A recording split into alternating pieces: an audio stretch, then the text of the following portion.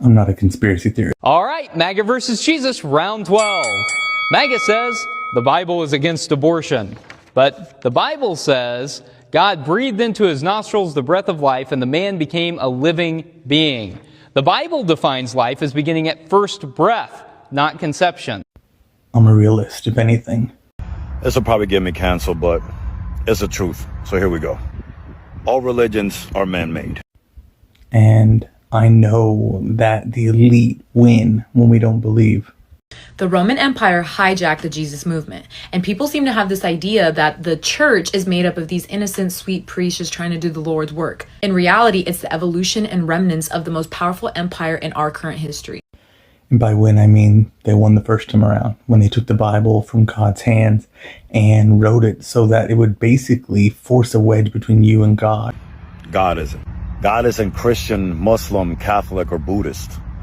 God is bigger than your label. For the rest of your life, and it would get worse over time. Rome got in there quick. It set up its hierarchy. It put Jesus on this unattainable pedestal of divinity that we could never attain. I know the percentage of people that actually believe in a God or a higher being is dwindling day by day because the world gets worse and worse, especially in America. In the 21st century, we shouldn't be using the Bible to determine when life begins because the Bible isn't a scientific book. MAGA says they're canceling us, but the Bible says whoever hates correction is stupid.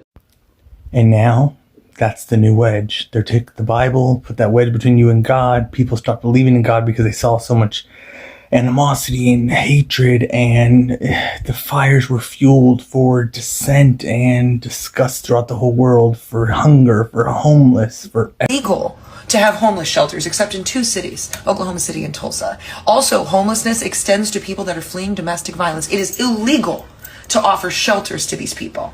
Can't blame God. We had free will, and we didn't ask him for help. And if we did ask him for help, we didn't do what he asked us to do to get the help. And it wasn't much. If your God tells you to divide, you're not talking to God. If faith makes you feel superior, you're only worshiping yourself. But now what the elite are doing is they're taking all of that. They're taking all of the hate in the world, all of the hunger, all of the genocide, and they're putting it on God's back. Most of you are blaming God when it's the 1%er.